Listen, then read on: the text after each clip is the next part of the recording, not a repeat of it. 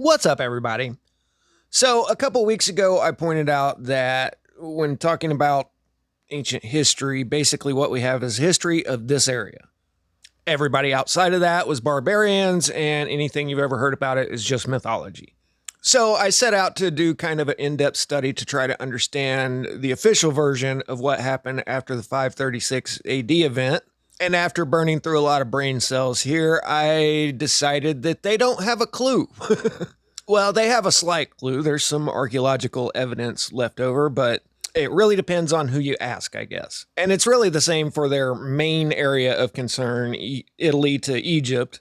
And it's amazing that they just say, well, the Western Roman Empire fell, but the Byzantine Empire lasted for an astonishing 1,100 years. Yeah, that is astonishing. They were there for 1,000 years up to the 1400s, and we don't have a single Marcus Aurelius or Plato or Socrates, which I know they're Greek, not Roman.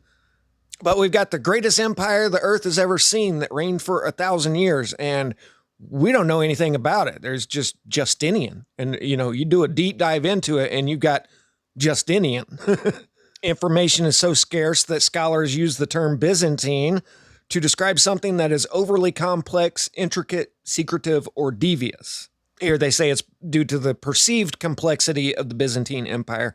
And when everybody uses that term, they just mean that we don't have any information on that. And if you think information is scarce for the Mediterranean, it gets worse when we go north.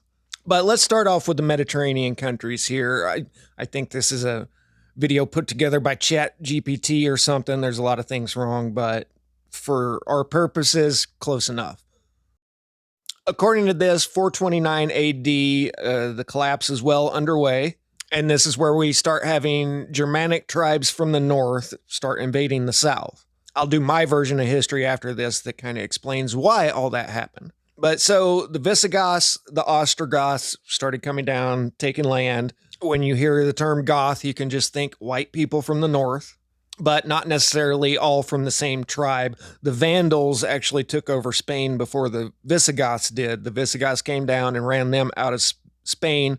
They built a fleet of ships and went down and took over Carthage in North Africa. Now, Carthage was a city probably 1,000 years before the Roman Empire. I think it was the Aeneid, where an oracle or someone had prophesied that a great city would be founded, and turns out to be Rome. Carthage was also the naval superpower of the Mediterranean prior to Rome, which that's a tricky subject because it's kind of weird that Rome ruled the Mediterranean and they didn't have a substantial port of any kind.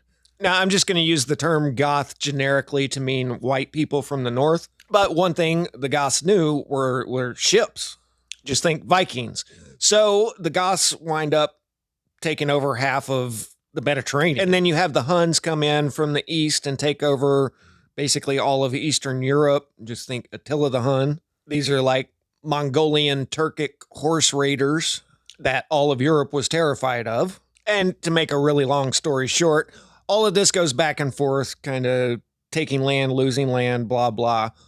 And then by 830 AD, you have the basic layout of modern day Europe. So according to the official version here, it's about 400 years of strife, all because the Roman Empire fell. And now this is more or less how things have been for the last 1,200 years, since 800 AD. Now let's do the same thing with British history. According to the Welsh, who were the original Britons, and if I get any of this wrong, I apologize. I know some of you guys live over there and know this a lot better than me. I think I have this part right, at least. I just covered it in a video. So Brutus of Troy, after the Trojan War, went up and settled the British Isles that were previously occupied by a race of giants, the patriarch of which was Albion. And they lived here for 600 years on the conservative side, 6,000 on the top end. Brutus and his men defeated Gog-Magog for control of the island. Notice the date there of 1126 BC. That's right after the Bronze Age collapse. So according to this, British means brutish, the descendants of Brutus from Troy. So then officially the Romans showed up in Britain in 55 BC. There's all kinds of Roman architecture all over the island. There's even a mosaic floor depicting scenes from the Iliad found in a farmer's field in Rutland. But once again, just because they had Roman-style architecture doesn't necessarily mean that they were Romans. They use evidence like this to suggest a Roman influence, but the island was founded by a guy that actually fought in the Trojan War, which is what the Iliad's about, only it was written 400 or 500 years later. But okay, you had the Roman era Britain. And then at the exact same time, everything started collapsing in Europe and the Mediterranean. Same thing happens here. Everybody's heard of Hadrian's Wall up in the north. And granted, yeah, they probably were stationed by Roman soldiers. But just like today, how many allies of America have U.S. military bases in their country? But something happened. They were no longer able to man the wall. The Picts started coming down from the north and running amok. Show you this on the big map. What is modern day Denmark? It used to be called Jutland. That's the peninsula that juts out there. And this was the home of the Jutes. And they were apparently the first wave of invaders coming over and taking Canterbury. And I have a lot of questions about this because, like, what happened to the entire Roman army? They didn't go down and defend Rome. And in a situation like that, I would expect mass mutiny. You know, they're going to be taking over the supplies, the ships, all of this, you know, warlord style. But apparently Britain was ripe for the taking. Because next, the Saxons say, hey, we should go over there. And this is where we're finally getting to the Anglo-Saxon part of things. And I'd always thought that the Angles were from Britain. According to this, they're Northern Germanic as well. I just double-checked this, and yeah, it's right. The Angles, Saxons, and Jutes were all from the northern end of Europe there, modern Germany and Denmark. They all come over and start warring amongst themselves for control of the island. And they pushed all of the original Britons way over to the far west. This was all by 685 AD, and then by 710, you basically had the setup of Britain that you had all throughout the Middle Ages. So once again, from 400 to 700 AD, you had the 300 years of just all hell breaking loose. This is the Heptarchy, the 7 monarchies lasted for another 200-300 years, whatever. So a quick breakdown of that is the original Britons were all pushed to the west. That's modern day Wales. Then the Jutes, Saxons, and Angles all came over and fought over this part of the island. Also, while all of this is going on, the Scots were living over on Ireland. They all moved up to modern day Scotland. And I'm not quite sure how the modern Irish took over Ireland. I have to get back to you on that. But everybody swapped around in this 300 years according to their dating, just like we saw for Europe and the Mediterranean. Okay, so now we're all clear on what happened in the 300 or 400 years after the collapse of the Roman Empire. I wish I could play this clip for you, but I'm just going to have to read it. The conventional story about the making of England describes how Britain sunk into a state of lethargy after the departure of the Roman troops. They were only revived by a massive infusion of Anglo-Saxon blood from the other side of the North Sea. These robust tribesmen arrived in boats along the eastern shores of Britain. It was a brave new world in which dark forests were felled and England is born. The trouble is, there is no archaeological evidence for the Anglo-Saxon invasion. Basically, anybody you listen to talking about this time of feuding kingdoms here will acknowledge that it's all just legend. And really watching the play-by-play on this, I'd say that this could have all happened in 100 years tops. But now check this out. I just showed you the timeline from 400 to 700 AD. Now, let's not forget about the world-famous Vikings. And I'm not being facetious about that. They're famous for a reason. It's because they invaded England and were basically able to amass a huge flotilla, their own navy. But so we just went through the Anglo-Saxon invasion of England, and now starting all over in 793, we have the Viking invasion of England. So who are the Vikings? Well, they're from North Europe as well, including Norway and Sweden.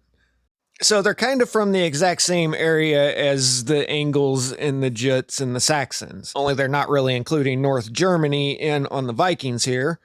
But maybe that's why they were all fighting for different areas of Britain. They were different peoples. But you see what I'm saying? You've got kind of the exact same thing back to back, the Anglo-Saxon invasion and then the Viking invasion. And the Viking invasion went on for a couple hundred years as well. The last invasion was in 1066, just happens to be the same year as the Battle of Hastings. And what that was people of northern France coming up and attacking South England. They're called the Normans, and they are Vikings that settled in northern France. So I'm just going to use the term Goths to refer to all of these Northern European, Norway, Sweden people. The Goths boned out and left their homeland and took over everywhere. So one, why did they do that? And two, how were they able to do that? So let me briefly explain my cataclysmic version of history for anybody that is new or needs a refresher. On the official dating, 536 AD is just what they call it, but it was a series of cataclysms, plagues, and misfortunes that plunged the world into the Dark Ages for 800 years. This is when the mysterious Byzantine Empire flourished without much of a trace. And then in the 1300s, you had the Black D. Once again, 200 million people didn't survive. And basically, either they're the same event or the 536 AD event was so bad that it almost ruined humanity, because there was a huge vacuum for 800 years that you don't see after the 1300s, when basically the same thing happens. The information for all of this seems to have been thrown in the trash can, I guarantee you, by the Catholics.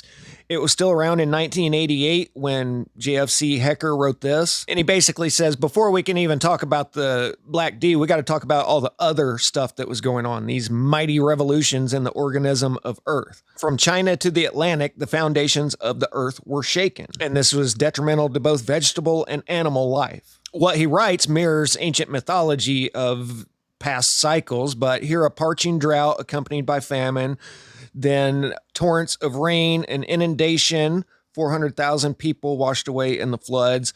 The mountain Chinshu fell in and vast clefts were formed. Plague that carried off 5 million, and then more earthquakes. Then the mountain Qiming Cheng fell in, and a lake was formed of 100 leagues in circumference, so that's a 300-mile lake. In Germany and France, along with the earthquake, springs were seen to burst forth out of the ground on mountaintops. And it was even reported that a fiery meteor, which descended on the earth far in the east, had destroyed everything within a circumference of more than 100 leagues.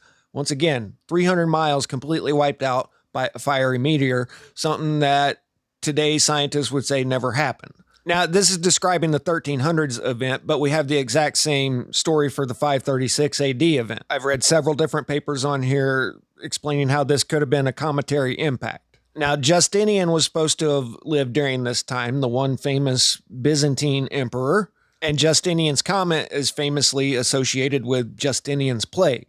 King Arthur was supposed to be the king of Britain at the time of this catastrophe, and he is famously associated with a comet, and they call it a dragon too. Here's a clip from a recent video. He introduces himself as Arthur, son of Uther Pendragon. So a little bit about dragons here. One, I think that they were actual creatures at one time. And two, it was a way of describing aerial phenomena. But if you're going to say something is like a snake, well, the snake has to be fresh in your mind already, you know? So if it's like a dragon, then a dragon is something that people already understand. Merlin gazed still more eagerly, and presently, in the heart of the red glow, he saw a great star brighten, as you might see a crimson fire suddenly break into a shining flame. From the great star, one ray shot out suddenly, brilliant as a diamond, but slender as a knight's spear. At the end of the ray appeared a globe of fire, which, as Merlin still watched, uncoiled itself slowly and took the shape of a beautiful and terrible dragon.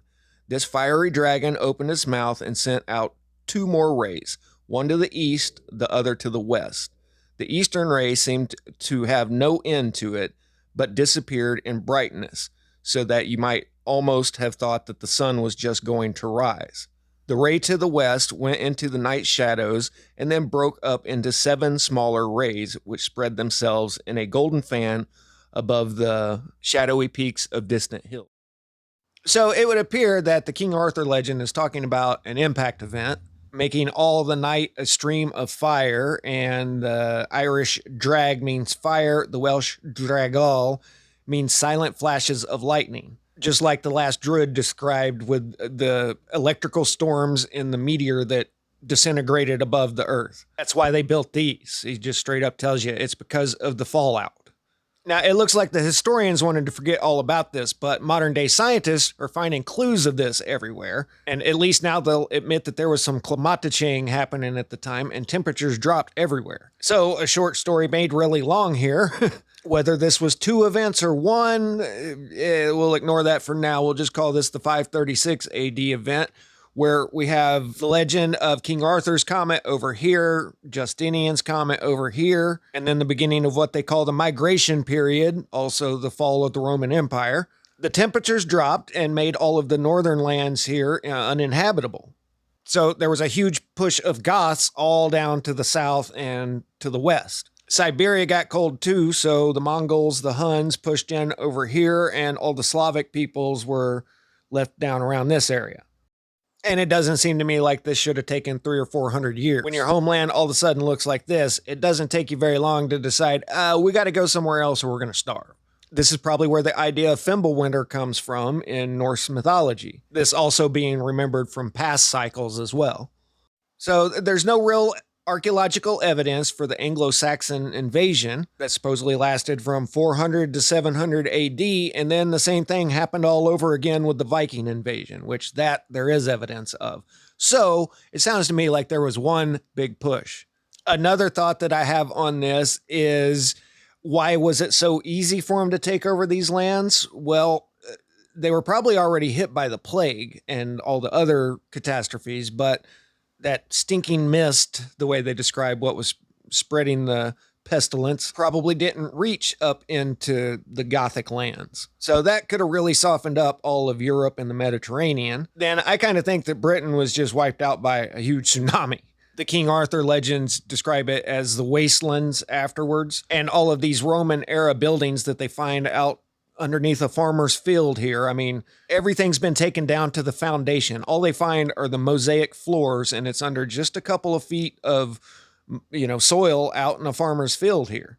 This looks like any other farmer's field in my area, only, hey, there was a civilization that used to live here. So that might have been why so many Gothic people came over to Britain, because it was pretty much wiped out. So I don't know. It's just kind of the way I see things here, but even the official version is going to tell you that they don't know exactly what happened in these few hundred years. But I just see all this as one big chain reaction of events due to cataclysms. This was a great comment on one of those videos. I once told a Danish friend that it seemed like a strange contradiction that today's Scandinavians, who are the most peaceful and civilized people in the world, yet they descend from the Vikings, who were ferocious warriors. My friend's explanation: we got it out of our system. Well, the funny thing is, all throughout our modern history, the Gothic people, the German, Scandinavian, Norwegian, are very civilized people. History loves to make them out as barbaric. But I'll just tell you, prior to World War II, Germany was often referred to as the land of poets and thinkers, with a lot of the greatest minds of the Enlightenment era coming from there. But I know they've been demonized ever since Dub Dub Deuce. But I think they've just extended that back since the dawn of time since then. So maybe all this migration period wasn't as brutal as we're being told. I don't know. I hope you guys enjoyed it. I'll catch you on the next one. Static out.